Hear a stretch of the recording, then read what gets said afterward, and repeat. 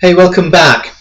I'd like to dedicate this episode on what I perceive to be the current state of Bitcoin and where it's heading, at least for the remaining second half of this year. Now, before I jump into why I believe that Bitcoin is the best, hardest asset out there, I want to just lay out key events that, are justification as to the possible rebound that's going to happen in the second half of this year. There is this on Mt. Gox, which is a Japanese exchange, where they've agreed with their creditors and affected clients that they can repay and distribute the bitcoins, the seized bitcoin, and be liquidated. We know that there's been some elections. So we had the UK prime ministerial elections that just finished. We've got the left-wing Labour Party back in power. We got the French presidential elections coming to an end. And we're still left with this outstanding US presidential election that's going to happen in November.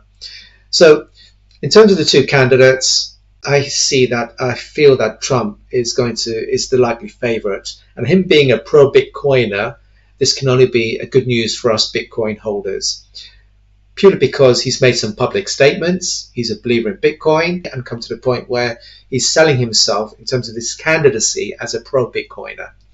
And also he went on to say that he will help establish the US Bitcoin mining in the United States, which, it falls under his ethos, make America great again. So I genuinely believe that he's going to win this election, and I expect this having a significant impact in the Bitcoin price. And then finally, the key event, we know that there's been some positive CPI, Consumer Price Index, reports has been issued by the Fed saying that there's a drop in the CPI inflationary rate. And then it's going to be, as a result of that, there's going to be pressure for the Fed to start as soon as possible, cut down on interest rates. That's going to happen most likely in September. And if you add to 25 basis point interest rate cuts that the Bank of England are going to be expected to plan to do by the end of this year, this would almost certainly benefit Bitcoin bull rally during the second half. I don't know how much the Bitcoin price will look like at the end of this year. It's going to be a bull rally, and it's going to be quite significant in my view. Now, going back to, in terms of the hardest assets, gold up until now, before Bitcoin came into existence 15 years ago, back in 2009, gold at that point was the hardest asset. It has a 5,000-year history. It's not portable. You can't easily carry your gold bars or gold coins without raising suspicion in the airport, security or customs. It can be easily confiscated, can easily be seized by government and authorities. It's not so clear as to who, the authenticity of actually who owns the gold bars or coins. It's not that clear. It has been useful to begin with, but now it has its day, purely because Bitcoin came along. Bitcoin, it's in cyberspace. It's not something that is held in a bank account, in a bank. It's not something that can easily be seized or confiscated by banks or governments or authorities. It's completely disseminated. It's held in Bitcoin wallet addresses.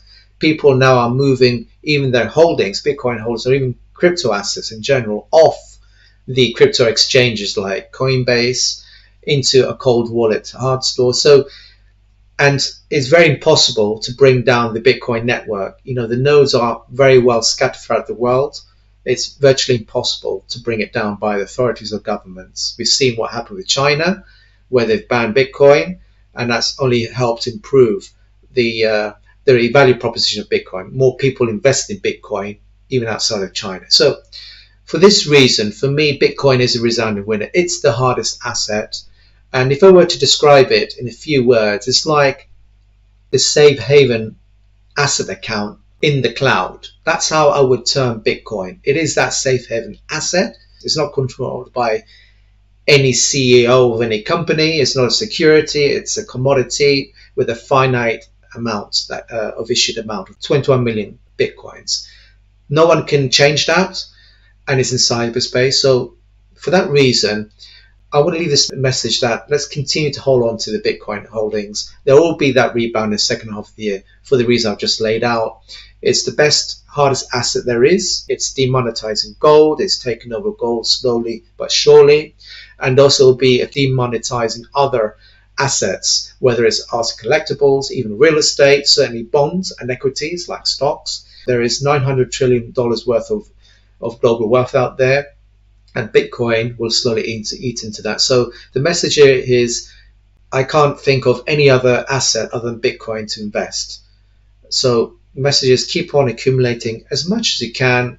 Don't have to be lump sum payments, but make it gradual based on your risk appetite and what you're able to have as disposable cash to buy in small amounts of Bitcoin, whether it's through dollar cost averaging, euro cost averaging, yen cost averaging, or pound sterling cost averaging. No matter where you are in the world, for me, this is the best and hardest asset that we have, and we continue to invest on Bitcoin. So that's the message I'd like to leave off today.